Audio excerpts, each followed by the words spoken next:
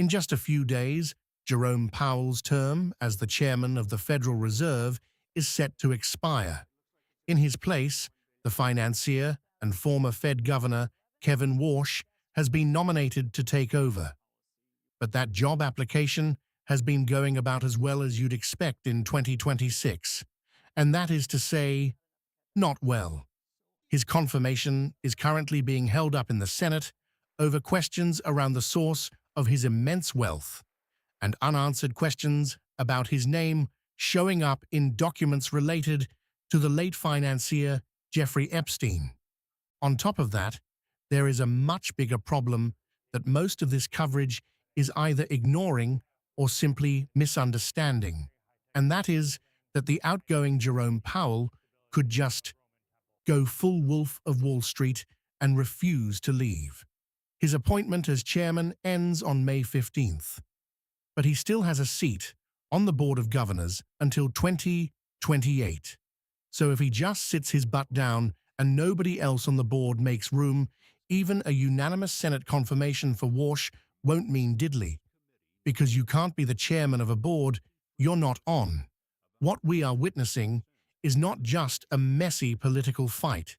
It's a multi-front war for control of the Federal Reserve, stuck between the rock and a hard place of a procedural standoff, a political scandal, and a battle over the very independence of the institution itself. This isn't a story about one man's nomination. It's about the trigger event that could fracture the Federal Reserve from the inside out. Now, unfortunately, to actually understand how precarious this situation is, you need to understand the bureaucracy of the Fed itself. The Federal Reserve Board is made up of 7 governors, appointed for 14-year terms. The president then picks one of these governors to be the chair for a 4-year term.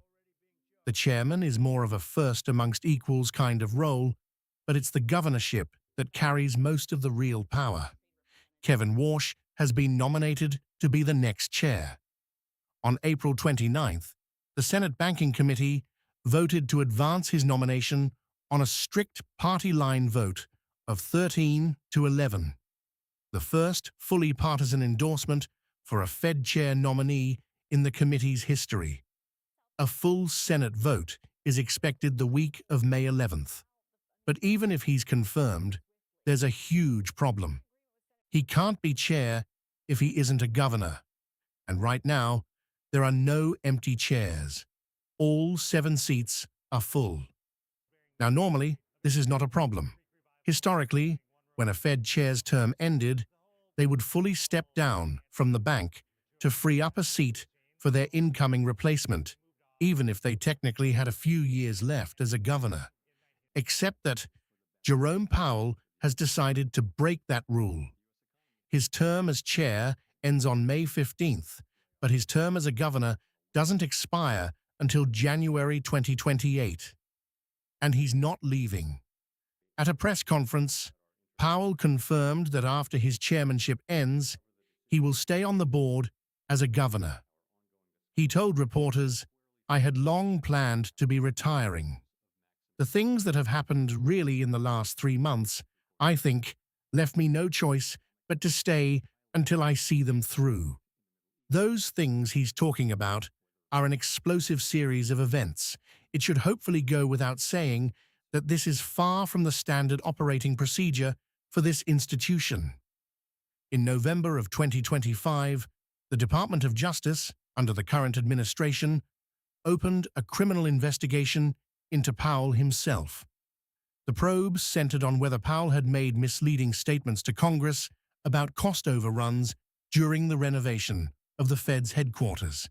It's pretty clear that this investigation is politically motivated to pressure the current chairman. Powell and his defenders have called it an unprecedented attack, and a federal judge even described the DOJ's subpoenas as an attempt to harass and pressure Powell either to yield to the president or to resign. And well, yep, lo and behold, the DOJ dropped the investigation on April 24th, 2026, just days before Warsh's committee vote. But for Powell, the damage was done. He stated he will not leave the board until the investigation is well and truly over with transparency and finality.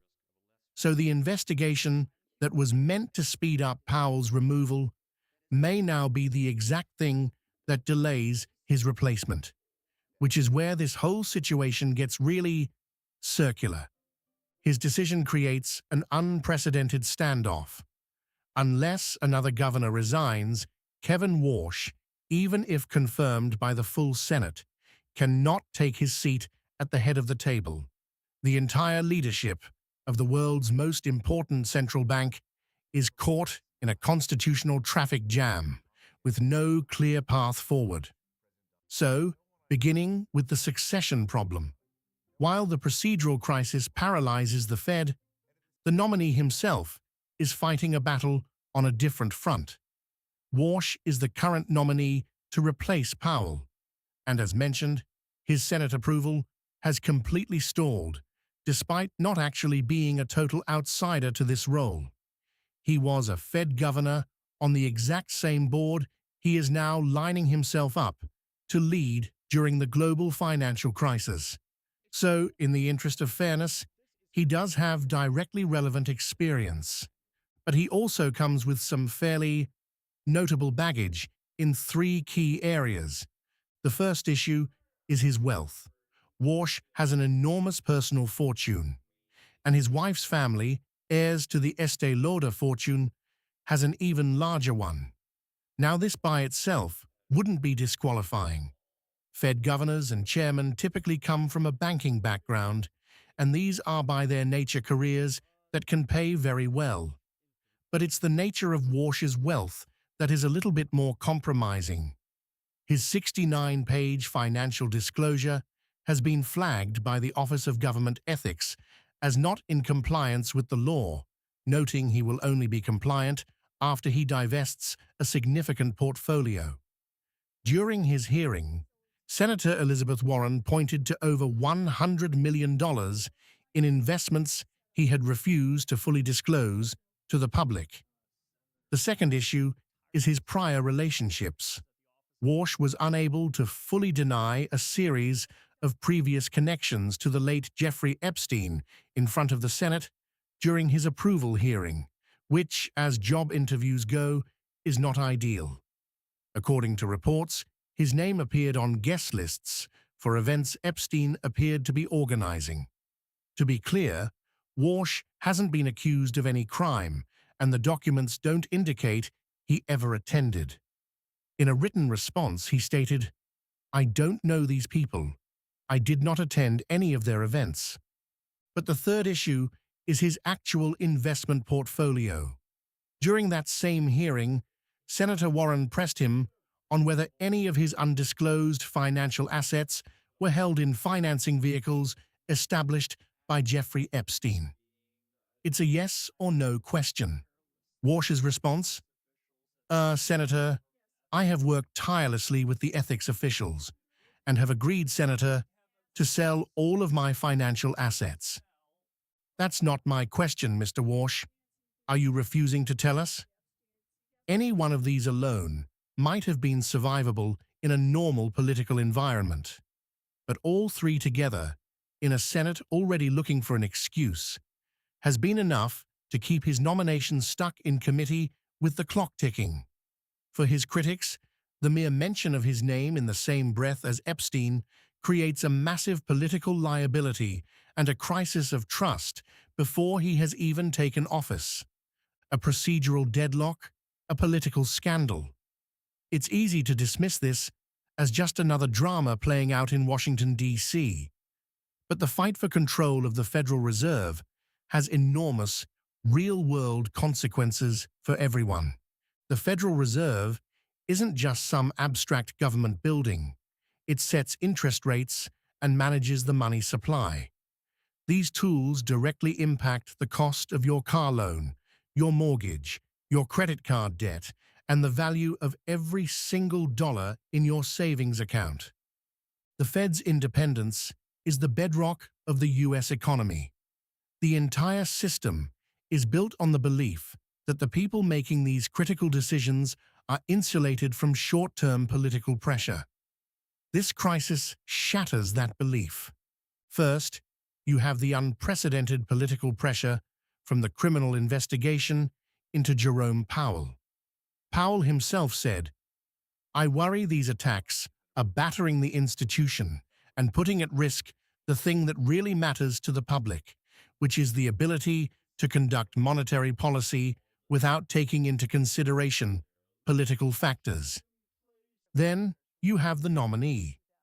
Democrats on the banking committee have openly worried that Kevin Warsh will be a sock puppet for the president, delivering interest rate cuts on demand. Whether that's true or not, the perception itself is damaging. This is to say nothing of the ticking clock. The next interest rate decision is due in mid-June. Who will be leading that meeting? Will it be Warsh, an acting chair? Will Jerome Powell, as a regular governor, be voting on policies set by his successor? Without clear leadership, the current uncertainty about the economy is only going to get worse. It's like flying on a plane, where the pilots are in the middle of a fistfight in the cockpit over who gets to fly. Even if the plane is still in the air, your confidence in a safe landing is completely gone. That is where we are now. The leadership that guides our entire economy is in open conflict, and we are all passengers on this very turbulent flight. With Powell's chairmanship ending in days and Warsh's confirmation hanging in the balance, this unprecedented crisis could unfold in several ways. Insiders are gaming out three potential scenarios, each with destabilizing consequences. Scenario 1. The frozen Fed. In this scenario, the Senate confirms Warsh, but Jerome Powell refuses to resign his governor's seat. Warsh becomes a chairman without a chair. He has the title, but he can't take his place on the board. The Fed is effectively frozen. This would trigger a legal and political crisis unlike any we have ever seen. The June interest rate decision would be thrown into chaos. The markets would hate this. The uncertainty would be extreme, potentially leading to a sharp economic downturn as businesses and investors wait for the chaos to resolve. Scenario 2. The backroom deal. This is the Washington solution.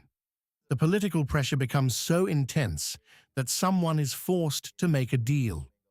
Perhaps another governor, seeing the damage, agrees to resign, opening up a seat for Warsh.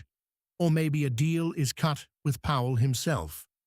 In exchange for ironclad guarantees about the DOJ investigation, he could agree to step down.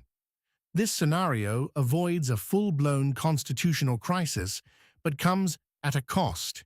It would prove that the Fed's leadership can, in fact, be negotiated with, further eroding the myth of its complete independence. Scenario 3. The nuclear option. This is the most extreme path. The Federal Reserve Act states a president can only remove a governor for cause, a very high legal bar implying serious misconduct. However, a desperate administration could try to invoke this clause to remove Powell from the board. This would immediately trigger a massive legal battle, likely going all the way to the Supreme Court. This wouldn't just be a political fight, it would be a direct assault on the legal foundations of the central bank. If a president can simply remove a governor they disagree with, then the Federal Reserve is no longer independent in any meaningful way. So, that is the brief summation of the clusterfuck of a power struggle currently happening at the Fed.